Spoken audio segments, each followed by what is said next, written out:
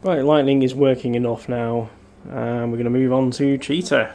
So Cheetah's pretty much working. The only problem is, if we look at the slingshot on this side, you see there's an arm, and if you look at the slingshot on this side, you'll see the arm has snapped off. You've just got the stub there.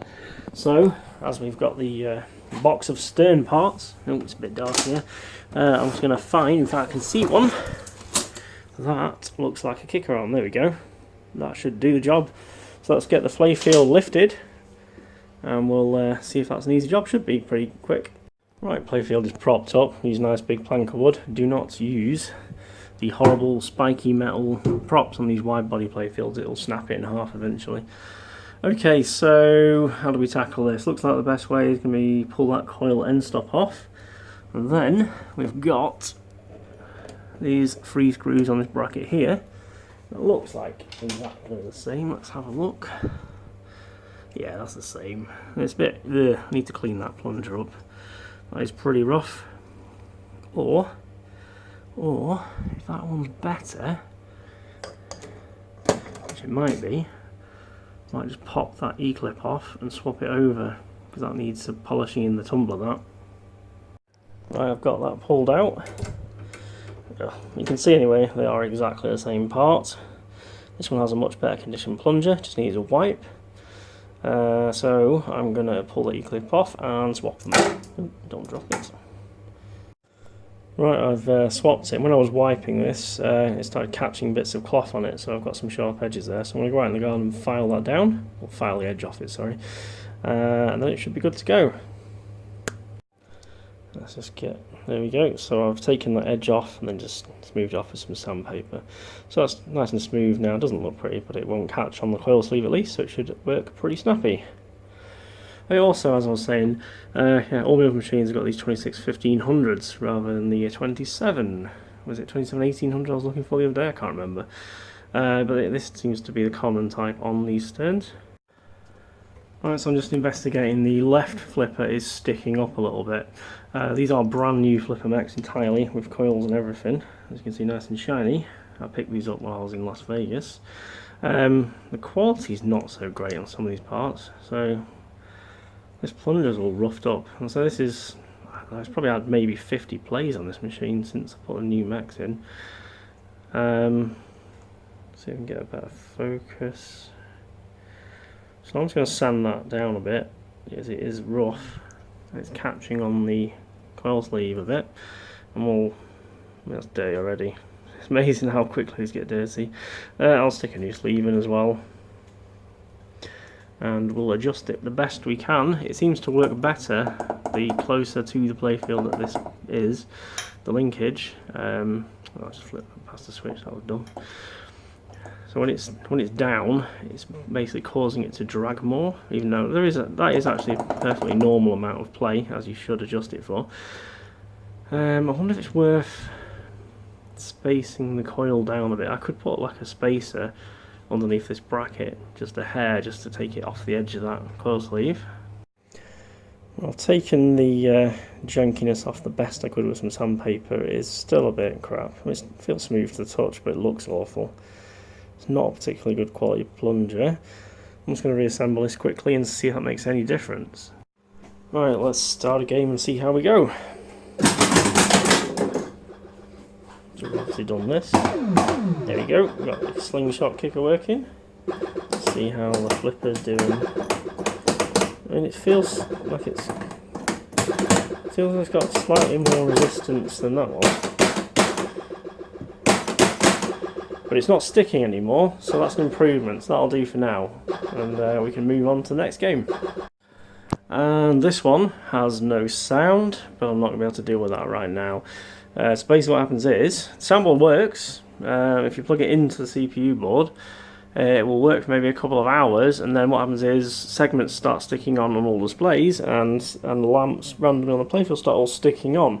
So basically the soundboards and these connect to the address and data buses through, there's like an extension connector at the top of the MPU board, And so it's basically the soundboard is either overloading or interfering with those address lines and causing problems for other boards in the system.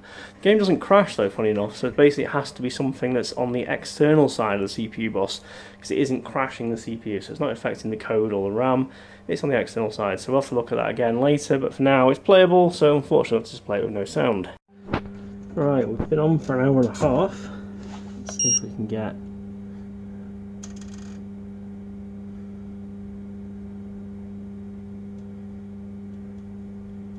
Yeah, it's all about 30.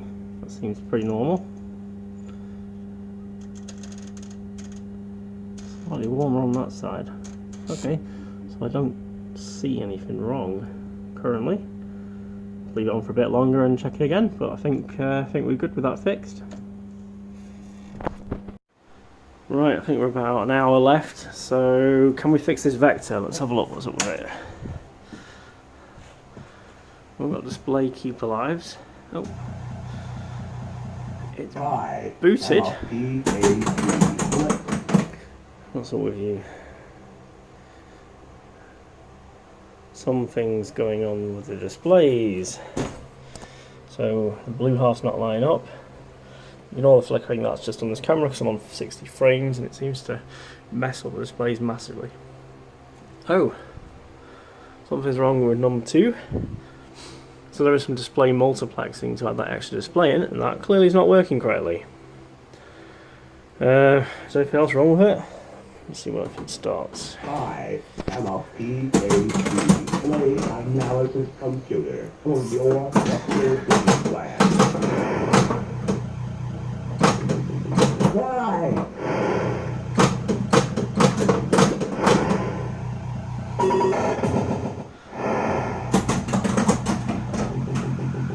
Yeah, it seems like it's working apart from that display multiplex. So let's pull it out and see if we can fix that.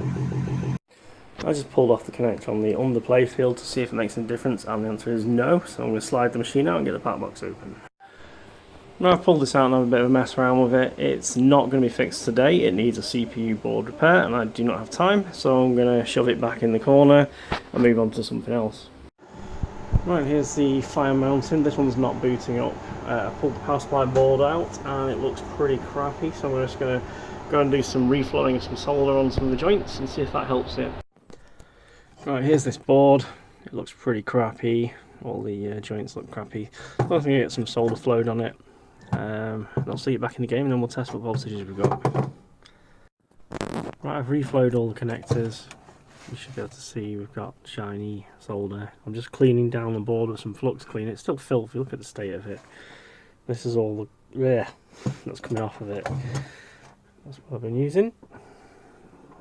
It's better, but it looks still pretty skanky. Alright, so I've gone to give it its first test. I've hit a ball into the lock and now it's stuck. Let's just fire it on. And that's what it does a few times and then it'll give up. Okay, it normally gives up. I'm going to turn that off. That's too noisy. Don't know what's wrong with that. Is it just jammed or what? I'll manually kick it out and I'll take a look at it, see why it's not firing out properly.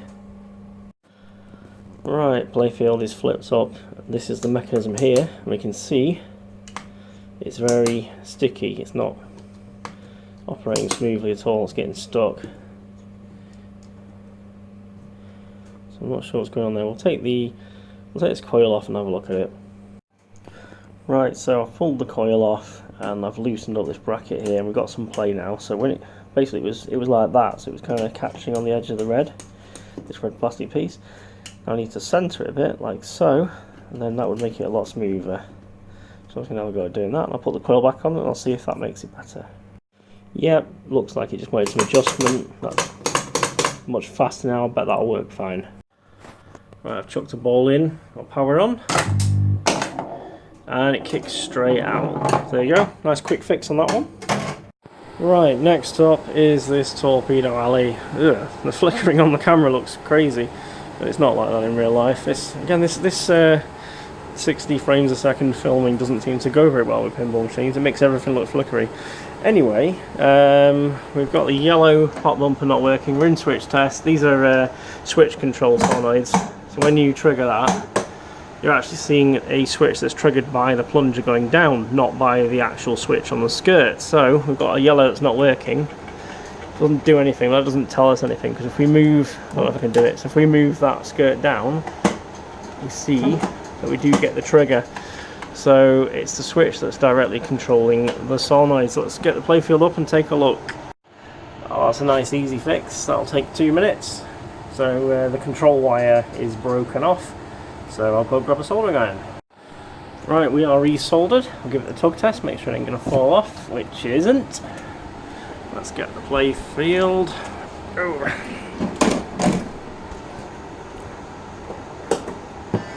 And we have to go into test mode.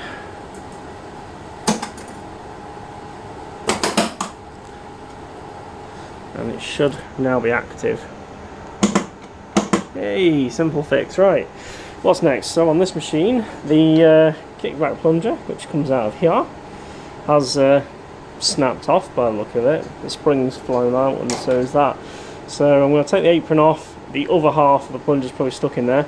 I need to buy a new one of these, obviously, but what I'm going to do in the meantime is see if I can solder it back together, so get a bit of extra life out of it while I'm waiting for the new one. Rightio, so the apron is off. I got the plunger out. I've managed to reassemble it. If I get a good focus on that. Anyway, I've managed to basically solder it back together after filing it down so that they had good surface adhesion. It's red hot at the minute, so I'm using this Metcal heat pad. But that will, it's not going to last forever, but it'll last a few games at least, so I can get this game up and running for the meet. So I'll get one of these ordered. I'll get this stuck back in for now. Looks like it wants a new coil sleeve as well. That's hammered. I found the spring that pinged off into the cabinet. So just a quick reassemble now, and then that's that and done.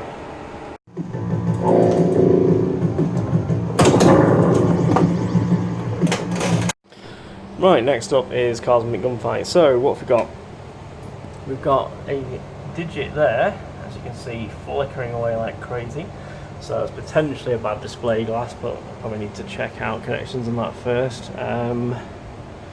Let's see, what else have we got? We've got a lamp out. It's actually hard to tell, they're not very bright these. I don't think they've got the right bulbs in them. These two are out. We've got intermittent problem with the switch up here. It doesn't always register the ball. It loses track of the ball when it's in that kick out. And it's also having a problem with the trough switches. So we've got a few switches to clean. We've got a few switches to clean, we might as well clean them all. Won't take too long, so I'm going to grab. So let's get the toolbox.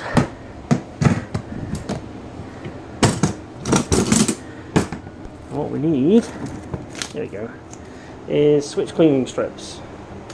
So I'm going to get a playfield up and we'll go through all the switches. Right, switches have been cleaned. That one was a micro switch. There was also a misadjusted micro switch in the trough, but we should.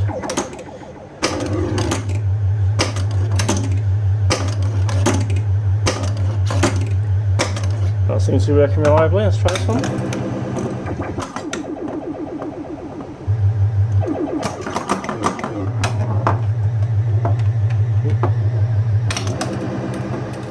So we'll look again, the lights are all working. There we go, we've got all the pots lit up now. I had to manipulate the bulb sockets. Basically there's like a metal tab, and I've used a pick to bend it up, and that seems to have made good contact now, and they're working. It's looking pretty nice. It's fully working, apart from that display having a problem. Oh, it's on now. It'll go off though. I think it's a bad connection, to be honest. But that's not important for now. It's playable, so we're going to move on again to the next one.